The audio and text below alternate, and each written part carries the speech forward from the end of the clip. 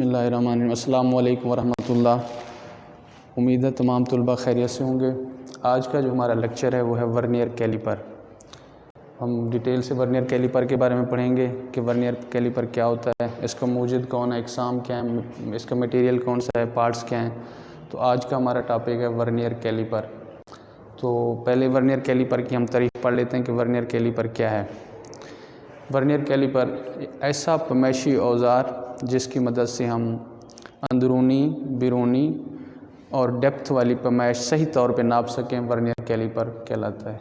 क्या? ऐसा पैमाइशी औज़ार जिसकी मदद से हम अंदरूनी, बैरूनी और डेप्थ वाली, गहराई वाली पैमाइश सही तौर पे नाप सकें, उसको हम कहते हैं वर्नियर कैलिपर। ये इसकी तारीफ़ हो गई। और अब सेकंड पे है इसका मूजिद, इसको ईजाद किसने किया। सन 1631 में 1631 में इसको पियर वर्नियर ने ईजाद किया, जिसका नाम था पियर PIERRE पियर वर्नियर उसका नाम था, जिसने इसको ईजाद किया। तीसरे नंबर पे फिर हम लिखेंगे कि इसकी इकसाम क्या है। वर्नियर कैलिपर की 3 टाइप्स हैं, टाइप ए, टाइप बी और टाइप सी। टाइप ए में जो है इसकी मदद से, यानी ऐसी इकसाम जिसमें हम किसी भी चीज़ की अंदरूनी, बैरूनी और गहराई वाली पैमाइश कर सकते हैं। टाइप ए में जो है किसी भी चीज़ की, किसी भी औज़ार की, किसी भी चीज़ की हम अंदरूनी, बैरूनी और गहराई वाली पैमाइश हम नाप सकते हैं। और टाइप बी में सिर्फ हम अंदरूनी और बैरूनी पैमाइश जो है ना नाप सकते हैं, कर सकते हैं टाइप बी में। इसमें तीनों कैटेगरी आ जाती हैं टाइप ए में। टाइप बी में ओनली अंदरूनी और बैरूनी। और टाइप सी में जो है हम गहराई वाली पैमाइश नाप सकते हैं। ठीक है, 3 टाइप कैटेगरी होगी।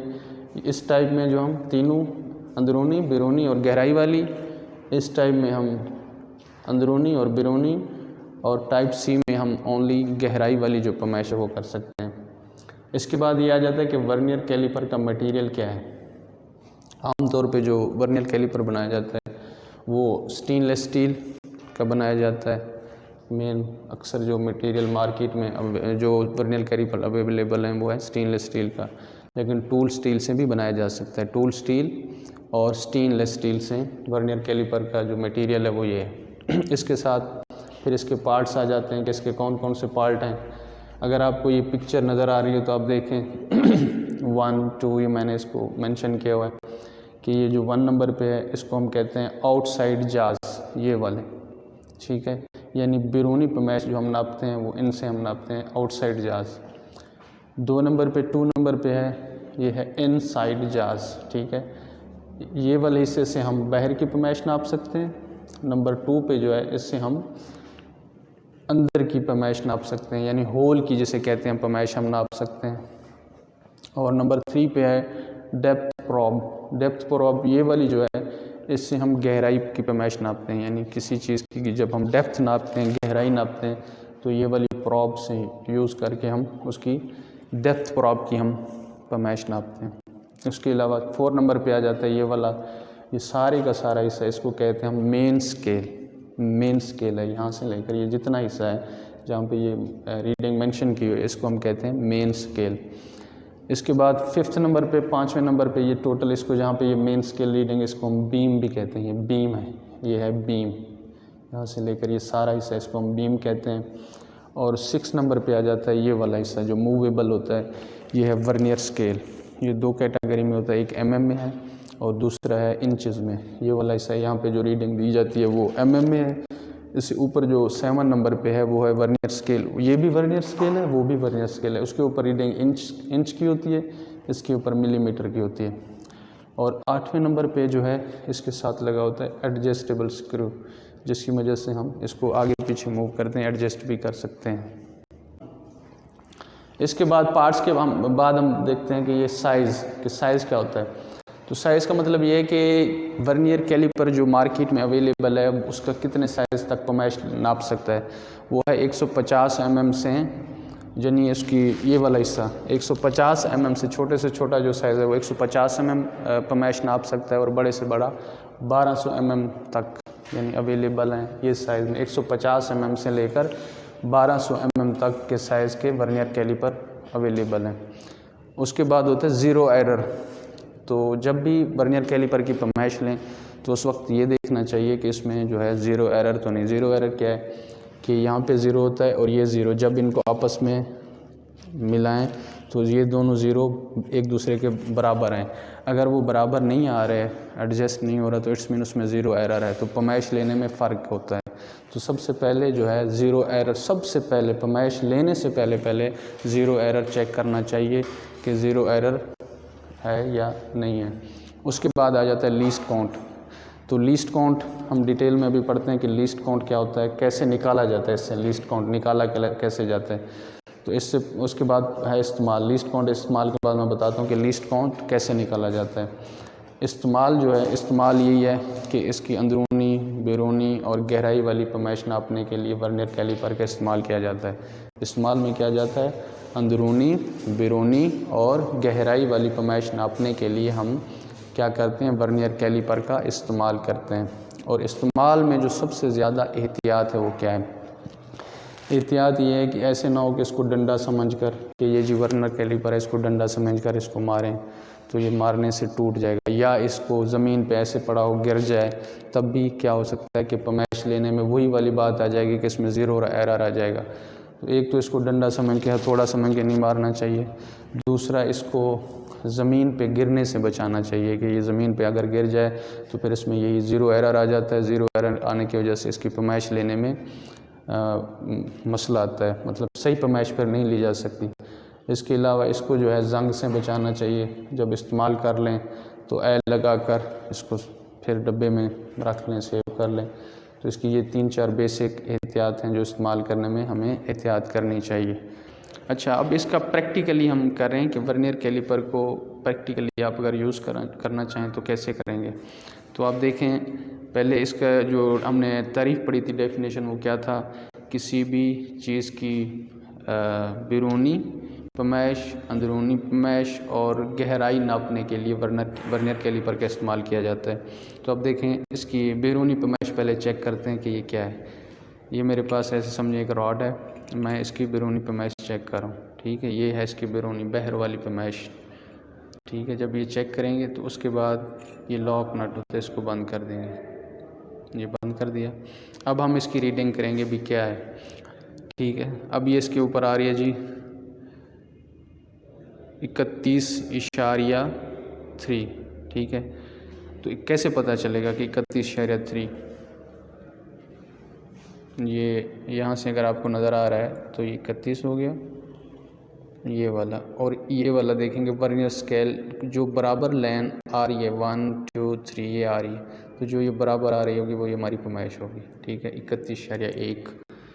अच्छा, अब दूसरा इसका क्या है जी, अंदरूनी पमैश। अंदरूनी पमैश कैसे ली जाती है, ये लें जी, ये अगर आपको नज़र आ रहा है तो ये अंदरूनी पमैश, इस तरह हम अंदरूनी पमैश लेंगे, ठीक है। इनसाइड जाज, आउटसाइड जाज, ये आउटसाइड जाज इसको कहेंगे, और ये इनसाइड। बहर की अगर पमैश लेनी है तो ये वाला यूज़ करेंगे, अंदर की पमैश लेने के लिए ये ऐसे करके ये पमैश। फिर इसके बाद इसको चेक करेंगे कि क्या पमैश आ रही है। अब ये इसके होल का साइज़ बता रहा है जी 28.3, तो ये इनका इंटरनल डाया हो गया। अभी इस होल का क्या इसकी पमैश है। इसके बाद तीसरे नंबर पे था इसका डेप्थ गेज, डेप्थ की पमैश, गहराई की। ऐसे रख के किसी भी चीज़ की हमने अगर होल की पमैश लेनी है तो ऐसे चलता जाएगा जितनी भी होल होगा एंड तक। तो बेहतर ये होता है कि ये सरफेस प्लेट पे रख लें, जहाँ पे हम जाके जहाँ पे ये टच करेगा नीचे तो वो हमारा टोटल उसका साइज़ आ जाएगा, ठीक है। तो ये आ रही है जी 82.7। तो ये तीनों पमैश लेने का तरीका आ गया, बाहर की पमैश, अंदर की पमैश और ये इंटरनल डाया, अंदर गहराई की पैमाइश, इससे हम नाप सकते हैं। तो ये तीनों तरीक़ों से हम वर्नियर कैलिपर का यूज़ कर सकते हैं। अब नेक्स्ट स्टेप जो हमारे पास था वो ये था कि इसका लीस्ट काउंट कैसे निकाला जाता है। तो लीस्ट काउंट के लिए हमारे पास फार्मूला होता है लीस्ट काउंट का। Least count LC 1 minus MSD main scale division VSD vernier scale division. क्या है? लीस्ट काउंट का फार्मूला होता है 1 minus main scale division over vernier scale division. अब मेन स्केल डिवीजन क्या है? इधर अगर आपको नज़र आ रहा है तो ये सारी की सारी क्या है? मेन स्केल की डिवीजन हुई हुई है, ये वाली। और ये जो इसके ऊपर वाली है, ये वाली, ये है वर्नियर स्केल की डिवीजन। तो मेन स्केल की डिवीजन क्या है? जब इसको क्लोज करेंगे, मिलाएंगे, ये वाला जाज इस जाज के साथ मिलेगा, यानी जैसे प्रैक्टिकली ये अगर आपको नज़र आ रहा है जैसे ये आपस में मिले हुए हैं, ये आप देखेंगे और से ये दोनों मिले हुए हैं। जब जाज मिलते हैं तो ये पैमाइश देखते हैं कि ये एक इसको डिवीजन में 10 डिवीजन में तकसीम किया गया, एक जो है 5 के बराबर है। तो ये कहाँ से अटैच हो रहा है? 50 पे, यानी 49 पे जाके अटैच होता है, 50 से थोड़ा पहले। तो ये आ जाएगा लीस्ट काउंट 1 माइनस 49, ठीक है। और जो वर्नियर स्केल है ये वाली, ये 50 पे जाके बिल्कुल बराबर आ जाती है। तो मेन स्केल 50 हो गया, वर्नियर स्केल 49 हो गया, -50। तो जब इसको मैथमेटिकली करेंगे तो क्या आ जाएगा? अच्छा, जब इसको मैथमेटिकली करेंगे तो आ जाएगा 50 माइनस 49 ओवर 50, ठीक है। जब इसको मज़ीद आगे हल करेंगे तो आएगा 1 ओवर 50, 1/50। तो आगे बन जाएगा, जब इसको डिवाइड करेंगे 0.02 मिलीमीटर। तो ये इसका लीस्ट काउंट हो जाएगा। लीस्ट काउंट दोबारा एक दफ़ा समझ लें। लीस्ट काउंट का फार्मूला है 1 minus main scale division over vernier scale division. 1 minus 49 कैसे आ जाता है? जब ये दोनों जाज आपस में मिलाते हैं तो ये जो इसके ऊपर वर्नियर स्केल है वो 49 जाके टच होती है, लास्ट वाली, ये वाली, ये 49 पे यानी 49 पे जाके टच होती है। और जो मेन स्केल है वो वाला होता है 50, उससे आगे 50 मेन स्केल जहाँ पे वो एंड हो रहा होता है वहाँ पे वो 50, यानी ये जो है ये 49 हिस्से हैं, जहाँ पे टच हो रहा होता है वो उसका 50 हिस्से। तो 49 ओवर 50, 49 ओवर 50। जब इसको मैथमेटिकली हल करेंगे तो आ जाएगा 50 माइनस 49 ओवर 50, तो 1 ओवर 50। जब इसको डिवाइड करेंगे तो 0.02 mm इसका लीस्ट काउंट हो जाएगा, ठीक है। तो सबसे ज़्यादा लीस्ट काउंट इंपॉर्टेंट होता है वर्नियर कैलिपर में कि इसका लीस्ट काउंट कैसे निकाला जाता है। तो इसका formula 1 minus main scale division over vernier scale division, उसके बाद 1 जो हम इसको हल करेंगे 49 स्केल वर्नियर के, जब ये इसको बंद करेंगे तब हम काउंट करेंगे। ये हैं इसके, यहाँ से लेकर यहाँ तक जो डिवाइड हुआ ये 49 हैं। तो जहाँ टच करता है वहाँ पे लिखा होता है 50, तो 49 ओवर 50 आ जाएगा। जब इसको मैथमेटिकली हल करेंगे, ठीक है, तो ये 50 डिवाइड के इधर माइनस 49, 50 आ गया, तो 1/50। जब इसको डिवाइड करेंगे 0.02 mm आ गया। तो ये इसका हो जाता है लीस्ट काउंट। अच्छा, एक और चीज़ आप देखें, ये जो मैंने आपको डिटेल बताई है ना, ये सारी की सारी थी मिलीमीटर में, कि मिलीमीटर में। तो ये मार्केट में इंचेस में भी अवेलेबल हैं, ये नहीं कह सकते कि जी सिर्फ मिलीमीटर वाला हो, तो इंचेस में भी है। तो इसके जो है ना इस वर्नियर कैलिपर में बड़े पैमाने पर जो है ना 1 सेंटीमीटर को 20 हिस्सों में भी तकसीम किया होता है। इस तरह बड़े पैमाने का एक दर्जा जो होता है वो 0.50 मिलीमीटर के बराबर होता है।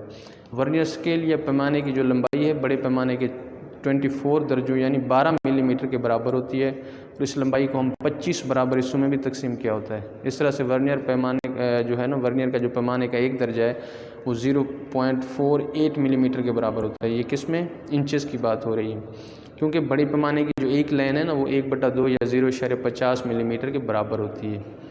और वर्कशॉप में आम इस्तेमाल होने वाले जो कैलिपर हैं वो बड़े पैमाने पर जो होते हैं वो इंचों के उनके ऊपर निशान भी होते हैं, दूसरी तरफ मिलीमीटर के निशान भी लगे होते हैं। तो एक ही वर्नियर कैलिपर को इंच सिस्टम, मैट्रिक सिस्टम के साथ भी इस्तेमाल किया जा सकता है। और इंच सिस्टम में बड़े पैमाने पर 1 इंच को जो है ना बराबर हिस्सों में तकसीम किया जाता है, 16 हिस्सों में, उनको 16 बराबर हिस्सों में तकसीम किया जाता है। इस तरह एक दर्जा जो होता है ना वो 1/16 इंचेस के बराबर होता है। वर्नियर पैमाने पर प्लेट की जो लंबाई होती है ना वो 7/16, ठीक है, जिसको हम सूत्र भी कहते हैं, सूत्र दूसरी ज़बान में कि सूत्र में भी होती है। तो ये आम तौर पे जो है ना इसका सबसे ज़्यादा जो है ना इसका ज़ीरो एरर भी चेक करना आता हो, सेंटीमीटर में पढ़ना भी आता हो, इंचों में पढ़ना भी आता हो, तो ये भी हमें दर्जे इसके ताकि नोट करें कि आया कि ये कैसे है। तो 1 सेंटीमीटर जो होता है वो 10 मिलीमीटर के बराबर होता है। इंचों और सेंटीमीटरों के दाएं तरफ बड़े पैमाने से इंच के 10वें या फिर 40वें हिस्से तक जो है ना वो भी इसमें रीडिंग आती है। तो वर्नियर पैमाने की जो लाइन बड़े पैमाने की किसी भी लाइन से मिले यानी कंसाइड कर रही हो तो वो नोट करें, और इंच के वर्नियर में उसको 0.001 से और मिलीमीटर की सूरत में 0.002 से ज़रब दें। तो तमाम रीडिंग को फिर हम इसी तरह जमा करके हम बता सकते हैं कि ये आया वर्नियर कैलिपर सही वर्क कर रहा है या नहीं कर रहा, ठीक है। तो उम्मीद है कि हमने कोशिश की है कि आपको वर्नियर कैलिपर सही तरीके से पढ़ना, रीडिंग करना और फरमाइश करना आ जाए। तो थैंक यू, जज़ाकल्लाह। अस्सलामु अलैकुम वरहमतुल्लाहि वबरकातुहू।